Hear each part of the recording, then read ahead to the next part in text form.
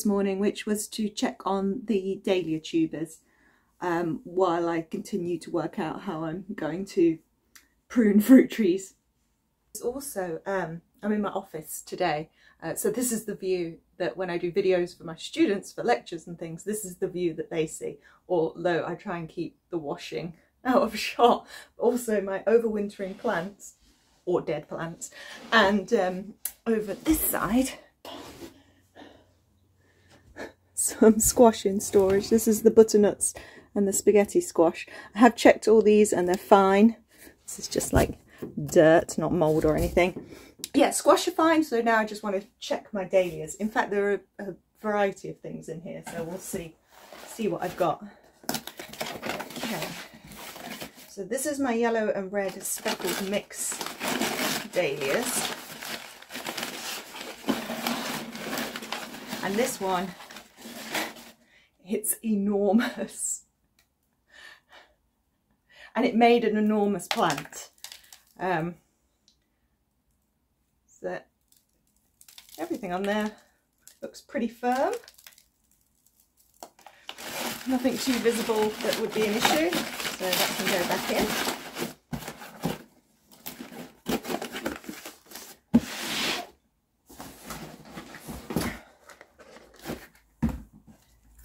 I think these are random ones. So they're all stored in cardboard with sort of packaging, anything that's sort of dry. Some of them are in paper, but yeah, I think these aren't labelled, so I think these were the random mix of, oh no, there's one. That's the Dahlia Mountain of Fire. Look at that beauty. And that all seems fine, all firm. No visible signs of rotting. Put the label back.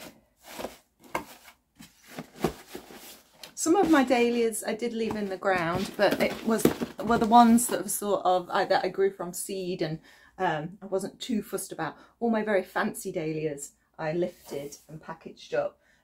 All I did was wash them off, wash the soil off. I let them dry out then in the lean-to, and when they were fully dry, I brushed off the excess soil, checked for any rotten tubers, and sliced those off, and then put them in these boxes so that they weren't touching each other as well, and tried to remember to label.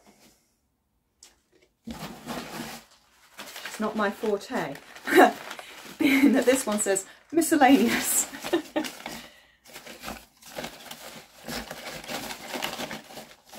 Miscellaneous look fine and will be interesting when I plant them and see what comes up. These are my fancy pants. I did love these ones.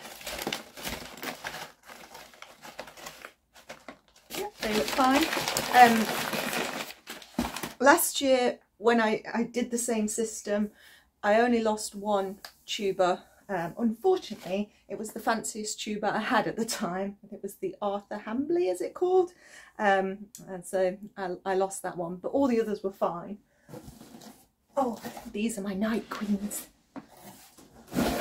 So the Night Queen was my absolute favourite last year. One a bit shriveled, but not like rotting, so I don't think that'll harm anything. And that's all fine. So there's three big tubers in here. So there's one. And what I will do, and what I did last year, is come spring, you'll be able to see the eyes much better. And as long as a dahlia has a tuber and an eye, you can slice it off and create a new plant. And I did do that last year, and I did get some new plants, although I would say they were slightly weaker than I might have hoped for. So I think only the very big tubers I'll do that with this year. Now also in here is my ochre. This is the extent of the ochre harvest from this year. It was really pathetic. I'm just going to open it up and see if the tubers are still okay. I'm not that hopeful, I have to say. Still firm, but yeah, as you can see. I mean, I bought way more tubers than I harvested. Oh, hang on, there's another little one in there. That's still firm. Who knows? Who knows what might be created from those 3 tiny ochres in the future. Anyway, you can stay in there, you can stay dry and overwinter and see what happens. Right, next box. I'll take you around and show you this one. So there we go, there's the paper, and each of the tubers is wrapped up separate. Let's have a little look at how these ones are doing.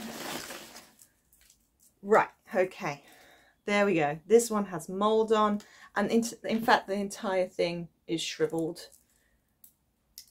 I don't think there's going to become much of that, and as I don't want it to infect anything else in there, I'm saying goodbye to that one.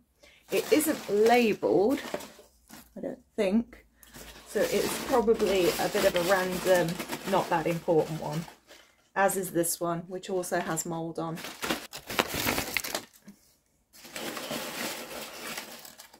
This one looks fine. What's that one? Oh yes, super label. Oh, there we go. Yellow single petal. This is an enormous tuber. I think this is the red.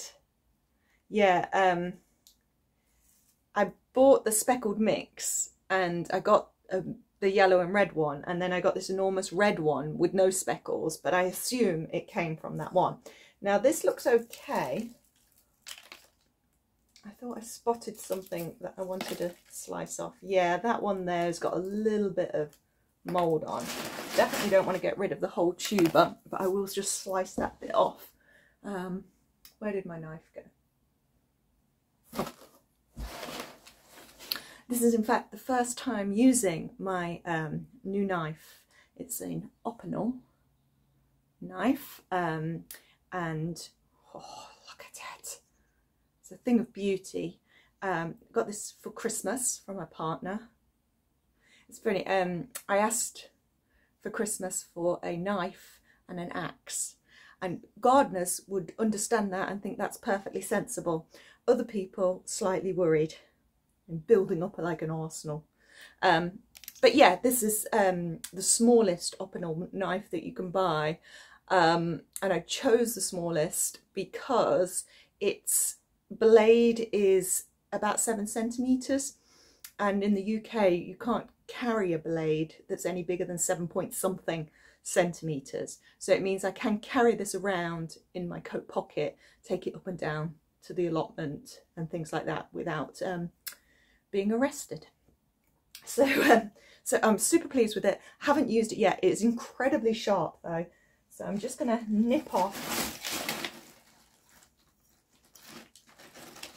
Oh yeah, I mean, it went like what did it say? Like through butter. So nip that one off.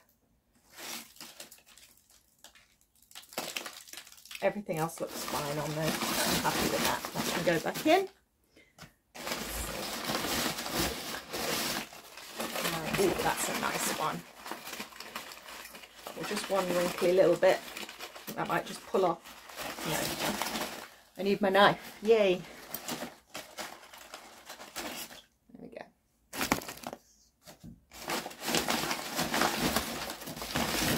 Yeah, all good. Happy with that. Put those all back.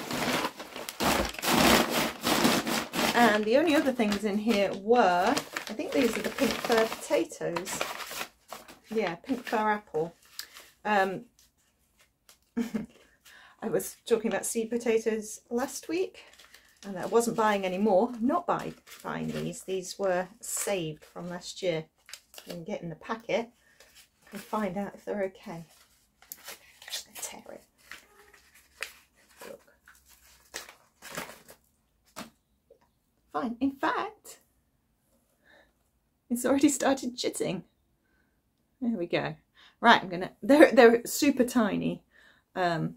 they were some pink fir apples that I'd bought to eat, and then thought, oh, I'll just plant one and see if anything grows from it. But of course it hadn't had a period of dormancy, so you don't really get potatoes from it. But I did get these tiny ones, which I then thought I could save for seed potatoes. I don't know if it'll work. I'm nothing to lose, hey. But I'm going to add those to the windowsill potatoes now.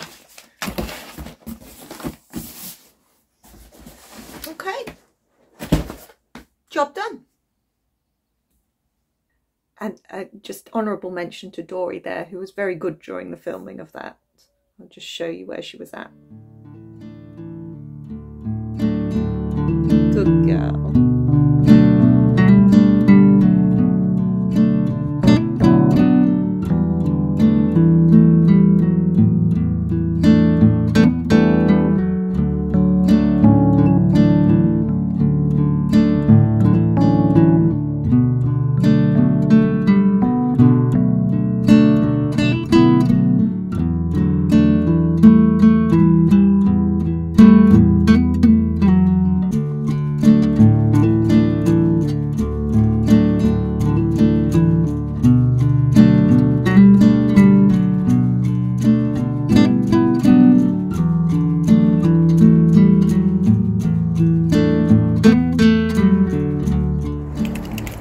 So I'm on the evening dog walk.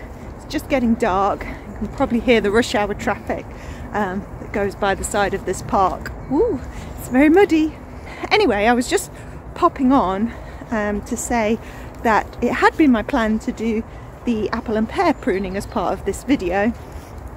You may have noticed I was setting that up, but I remembered that the arts and nature session I go to at the library, one of those sessions we're going to the community orchard, and someone is going to show us how to prune apple trees. So it makes complete sense for me. Oh my goodness, look at this. Look at all that wood chip. What I could do with that wood chip. I guess they're gonna re-chip these paths. Dory's just gonna stand on top of it. Anyway, got distracted. So yeah, it makes total sense to wait to learn about apple pruning before trying to do my own. So I'm not going to do that in this video. I'm going to move straight to job 3, which was the allotment plan. So when I get back, perhaps after dinner, have a glass of wine, might be in a bear onesie, and get my pen and paper out and have a go at thinking about what's going to go where on the allotment. And we'll end the video there this week. Come on.